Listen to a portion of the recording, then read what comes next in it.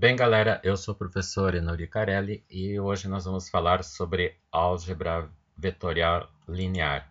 Inicialmente, então, nós vamos falar sobre os vetores e aqui vamos ver os conceitos iniciais, o que é um vetor e as operações geométricas com vetores. Então, iniciamos o assunto definindo reta orientada e segmento orientado. Uma reta é orientada quando ela é munida com um sentido de percurso. E esse sentido de percurso é indicado por uma seta e o sentido pode ser positivo ou negativo. No próximo slide nós veremos uma figura que explica isso com mais precisão. O segmento orientado ele é determinado por um par de pontos em que o primeiro ponto representa a origem e o segundo a extremidade. Por exemplo, o segmento orientado de origem A e extremidade B será denotado algebricamente por AB ou o AB com um traço cobrindo as duas letras. Geometricamente, ele vai ser representado por uma seta que caracteriza visualmente o sentido do segmento. Neste documento, nós vamos usar a notação AB com um traço na parte superior do AB para determinar o segmento orientado de origem A e extremidade B. Então aqui temos neste desenho, nessa figura, nós temos a reta orientada. Notem que é uma reta com uma seta indicando o sentido do percurso. E nesse desenho nós temos um par de pontos, o ponto A e o ponto B, onde A é o ponto inicial e B é o ponto final, uma seta, digamos um segmento com uma seta no ponto B, indicando que este é um segmento orientado de A para B. Também temos o segmento nulo. O que significa um segmento nulo? O segmento nulo é aquele em que a extremidade coincide com a origem. Por exemplo, o segmento AA, BB, CC. Outro segmento que aparece, outra modalidade de segmentos que aparecem são os segmentos opostos. Se o AB for um segmento orientado, então o segmento BA é seu oposto. Observem que nos segmentos opostos, a origem de AB será a extremidade de BA, e a extremidade de AB será a origem do BA. A medida de um segmento. A medida de um segmento AB é seu comprimento ou módulo e vai ser denotado por M, daí abre parênteses, o segmento e fecha parênteses. Como fazemos para medir um segmento? Para medir um segmento, nós procedemos como segue. Primeiro, estabelecemos uma unidade de medida. A unidade de medida pode ser centímetros, milímetros, polegada, metros e assim por diante. Nem sempre as unidades de medida são essas estabelecidas pelo sistema métrico decimal. Por exemplo, se você estiver num campo de futebol e o juiz for marcar a distância entre a barreira e a bola, ele vai contar 11 passos. Então, a unidade de medida no campo de futebol, em geral, são passos. Depois que estabelece a unidade de comprimento, nós associamos essa unidade ao número real, não negativo, que será a medida do segmento. Por exemplo, 3 centímetros. Centímetro é a unidade, 3 é o número real. 5 passos. Passos é a unidade, 5 o número real. E assim por diante. Agora, vejamos como isso é feito. Nós temos esse segmento, esse traço, que é U. Então, digamos que esse comprimento é a unidade de medida. Então, agora nós temos um segmento em que a unidade de medida repete-se 4 vezes. Então, a medida desse segmento será 4 unidades. E observem que se o segmento tem medida nula, então a distância entre a origem e a extremidade é zero, por isso nós vamos dizer que o número real que associa a unidade será 0 unidade, 0 centímetro, 0 metro ou outra unidade que for escolhida. A direção e o sentido de um segmento. É muito comum as pessoas confundirem direção e sentido. A direção do segmento é dada pelo ângulo que ele forma com a reta suporte. Assim, dois segmentos A e B e o segmento CD têm a mesma direção quando suas retas suportes são paralelas ou coincidentes. Aqui nós temos então o AB e o CD. Notem que o ângulo do AB é φ e o do CD também é φ. Então eles têm a mesma direção. E o EF, já o ângulo é beta. Então a direção é diferente. Já nos segmentos GH e JI, o ângulo é o mesmo, porque eles estão sobre a mesma reta. Então, a direção é a mesma, mas o sentido é oposto. O sentido é indicado pela flecha e o ângulo e a direção é indicada pelo ângulo. Por exemplo, suponha que esse segmento aqui representasse um carro que estivesse se deslocando de C para D. Mas, por alguma razão, o motorista resolvesse mudar o sentido. Então, ele torceria o volante, formando o ângulo beta. Aqui ele mudou o caminho, mudou o ângulo, mudou a direção. Assim, deve ficar claro que direção é o ângulo que o segmento forma com a reta suporte, ou uma reta base horizontal. E o sentido é dado pela flecha que indica aonde o segmento está apontando. Segmentos equivalentes. Dois segmentos AB, CD são equivalentes e são denotados por A com o símbolo do til. O AB, til, CD se satisfaz as seguintes condições. Segmentos equivalentes, em termos simples, poderíamos dizer que são segmentos que têm a mesma potência. Então, eles têm o mesmo poder. E o mesmo poder eles apresentam quando eles têm a mesma direção, o mesmo sentido e o mesmo módulo. Aí, então, AB e CD são equivalentes. Na figura que segue, nós vamos ver os segmentos AB e DC, que são equivalentes. O AD e o BC também são equivalentes, mas o FG não é equivalente a nenhum deles. Então, observe aqui. BC e AD. Como esse aqui é um paralelograma, os lados BC e AD têm o mesmo sentido, formam o mesmo ângulo, então tem a mesma direção e tem o mesmo comprimento. Portanto, eles são equivalentes. O mesmo ocorre com o AB e o DC. Agora, o FG não é equivalente a nenhum dos quatro primeiros, porque ele não tem o mesmo sentido, não tem a mesma direção, embora até visualmente possa apresentar o mesmo módulo. A propriedade dos segmentos equivalentes. Se a gente tem dois segmentos ou mais segmentos equivalentes, eles apresentam a seguinte propriedade. Reflexiva. A propriedade reflexiva significa que qualquer segmento é equivalente a ele mesmo. Por exemplo, o AB é equivalente ao próprio AB, porque AB tem a mesma direção de AB, o mesmo sentido de AB e o mesmo módulo de AB.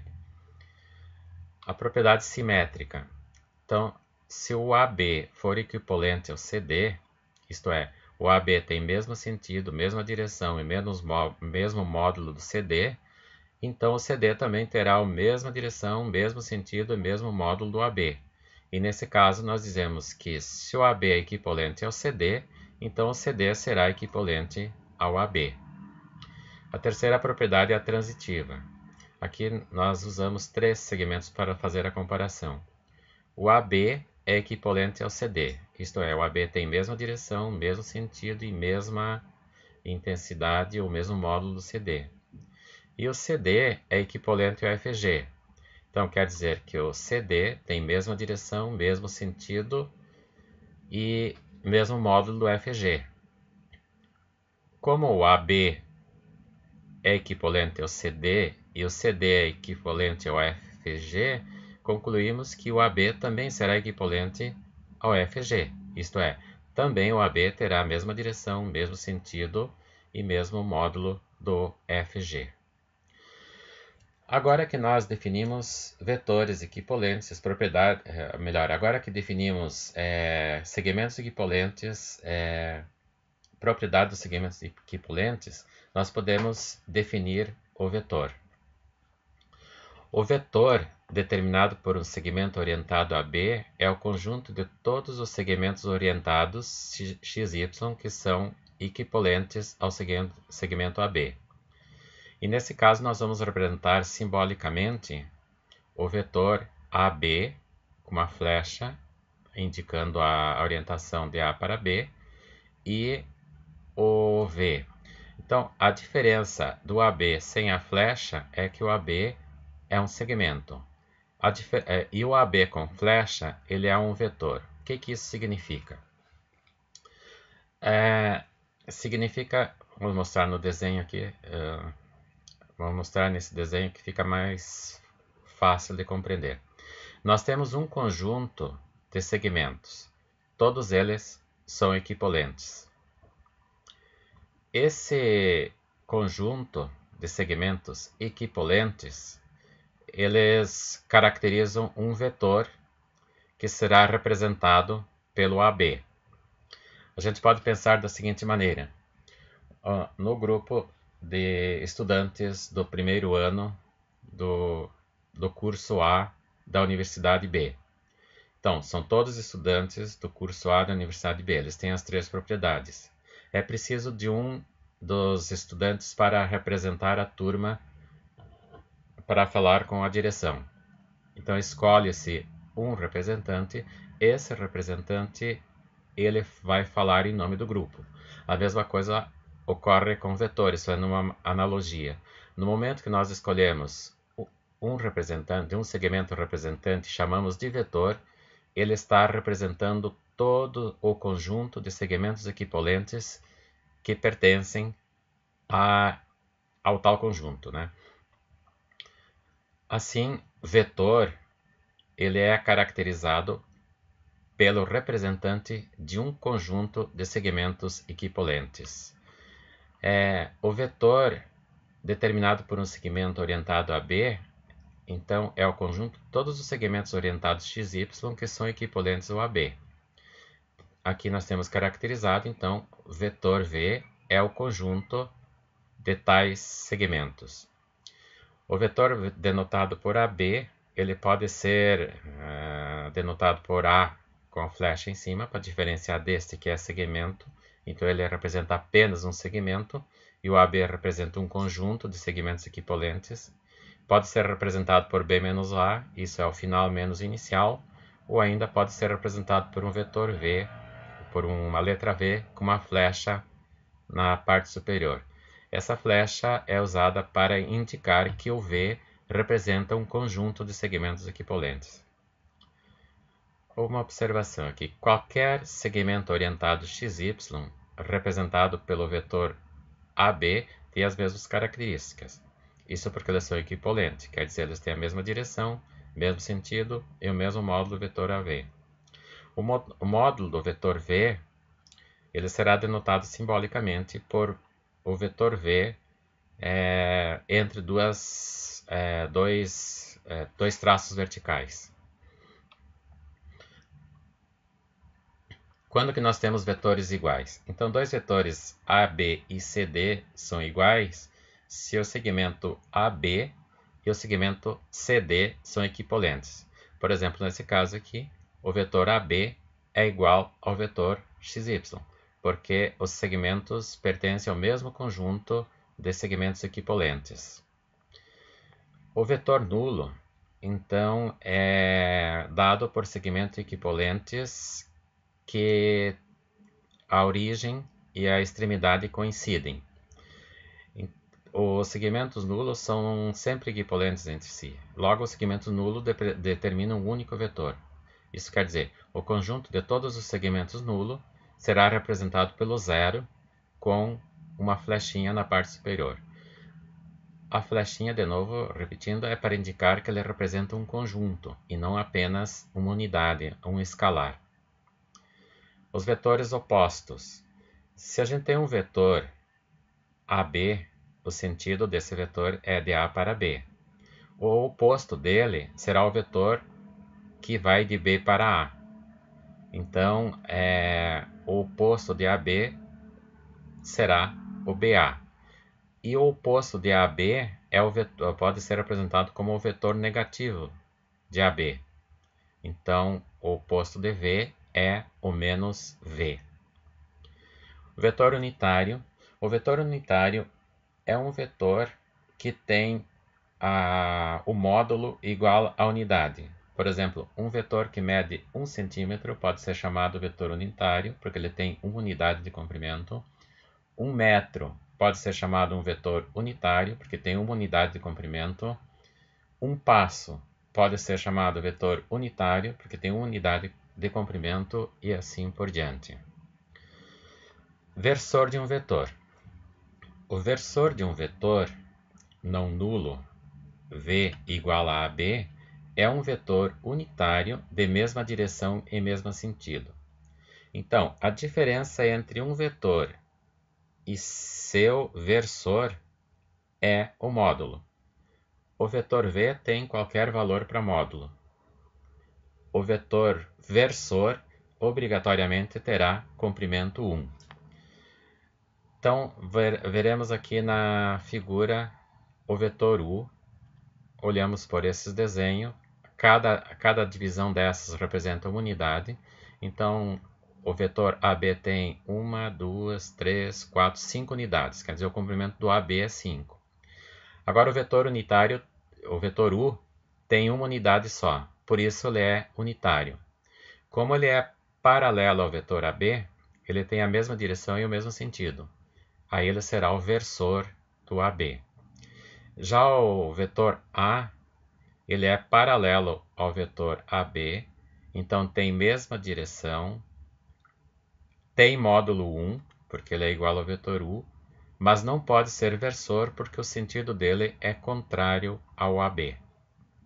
Então, repetindo, versor de um vetor AB é um vetor que tem comprimento 1 e apresenta mesmo sentido e mesma direção do vetor AB.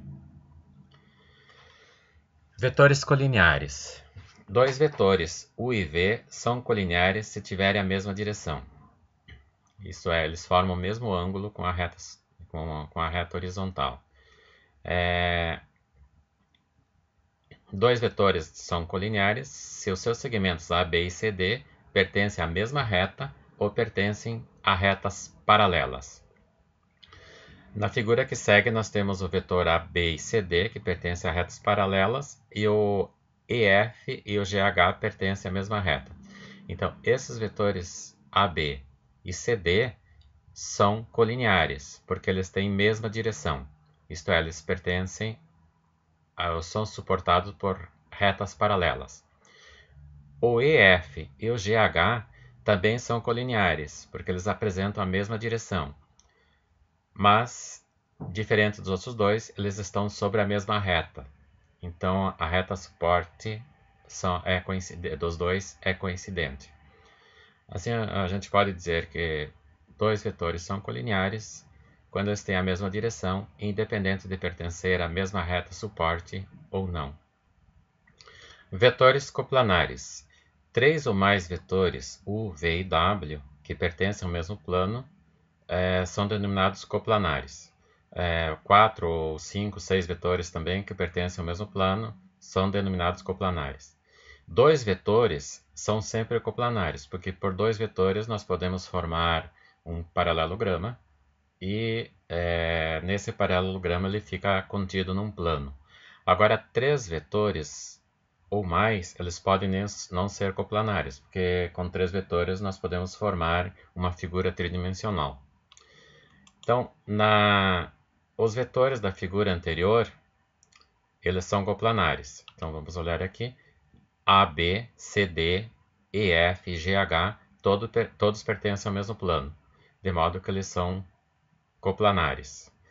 Mesmo sendo 4 vetores, aqui no caso são coplanares. Se vocês olharem apenas esses dois A, B e CD, então unindo o A com o C e o B com o D, nós formamos uma figura plana que ela está contida no plano. Unindo o EF com o GH, nós formamos uma reta que está contida num plano. Então, por isso disse que dois vetores são sempre coplanares. A mesma coisa se você pegar o C com o E e o D com o F, vai formar uma figura plana contida num plano. Agora, três vetores, eles podem não ser coplanares. Vamos ver na próxima figura que o AB, o AD e o AC não são coplanares. Então, vamos olhar já na figura. O AB, o AC, que é este aqui, e o AD não são coplanares, porque eles formam três arestas de um paralelepípedo. Agora, olhando 2 a 2, o AB e o AC, eles formam a lateral esquerda do paralelepípedo, então eles são coplanares. O AD e o AC, eles formam o fundo do paralelepípedo, então são coplanares. O AB e o CD formam a frente do paralelepípedo, então também eles são coplanares. A adição de vetores é feita da seguinte forma. Suponhamos que a gente tenha o vetor V de coordenadas AB e o vetor U de origem e extremidade CD, e suponhamos que a gente vai fazer a soma de V e U. Então, para adicioná-los, procedemos como segue. Nós mantemos o vetor V fixo, deslocamos o vetor U de tal forma que a origem de U coincida com a extremidade de V. Depois, traçamos o vetor AD, ou seja, é um vetor que tem origem em A do vetor V e extremidade em D do vetor U. Do mesmo modo, se a gente fizesse o vetor U mais V, então nós deslocaríamos o vetor V de tal forma que a origem de V coincida com a extremidade de U e traçaríamos o vetor, no caso, CB, porque o C é a origem de U e o B é a extremidade de V. Vamos ver aqui a soma dos vetores. Temos o U e o V e vamos fazer U mais V. Então, marcamos o vetor U. Agora deslocamos o vetor V de tal forma que a origem do V coincida com a extremidade de U, que está o V. Traçamos o vetor que tem origem em U e extremidade na extremidade de V. Esse vetor em verde é a resultante, o professor de física vai chamar de resultante, nós vamos chamar de combinação linear, é a soma de U mais V. Para fazer a diferença, procede-se da seguinte maneira. Pegamos o vetor U, indicamos com uma linha tracejada o vetor V, que mantém a direção e sentido do vetor V, marcamos o oposto do V, então esse aqui é o V tem direção tem esse sentido, o oposto daí tem sentido inverso, será chamado menos o V. Observem que a origem do menos V coincide com a extremidade do U. Agora traçamos o vetor que tem origem em U e extremidade em menos V. Este vetor é o vetor resultante e ele vale U menos V. Repetindo, o professor de física chamará de resultante e nós vamos chamar de combinação linear. O que é uma combinação linear? Suponha que a gente tem dois vetores U e V. Então agora vamos fazer o seguinte, o U vai ser repetido 3 vezes. Então formamos um novo vetor que tem comprimento 3U. Adicionamos o V. Então o vetor V é transferido de tal forma que a origem dele coincida com a extremidade do 3U. E traçamos o vetor, essa linha verde, que corresponde a 3U mais V. Essa resultante é chamada de combinação linear pelo fato de que a gente está somando vetores e alguns deles estão multiplicados por valores diferentes de 1. Então, uma combinação linear, ela será sempre uma soma de vetores. Em álgebra é bastante usado o termo, a denominação combinação linear. Propriedade associativa. Para fazer associativa, nós necessitamos de 3 elementos pelo menos. Então, nós temos aqui o vetor U e o vetor V, e também o vetor W. Vamos fazer a soma dos 3 vetores. O que significa associar? Associativa. Então, podemos fazer a soma do U com o V, ou seja, associamos o U e o V, e a resultante com o W. Ou podemos fazer a soma do vetor V com o W e a resultante com o U. E a soma dos vetores também é comutativa. Isso quer dizer que a gente poderia fazer a associação do W com o U e a resultante com o V, e nos 3 casos obteríamos o mesmo resultado. Vamos ver o processo. Aqui está o vetor V, vai ser somado com o U. Temos a resultante, que é a combinação linear V mais U. Agora, esse resultado, essa resultante, vai ser somada com o W. Então, aqui está o W, com a origem coincidindo com as extremidades da combinação linear U mais V, ou V mais U, que é a resultante da soma de V com U. E traçamos o vetor que tem origem coincidindo com a origem de V, que também é a origem de V mais U, e extremidade em W. Essa resultante forma a combinação linear U mais V mais W, que é a soma dos vetores.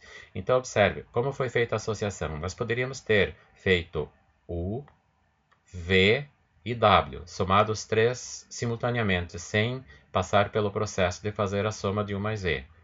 E temos, então, o resultado final, que corresponde a U mais V mais W, que é a resultante ou a combinação linear desta soma.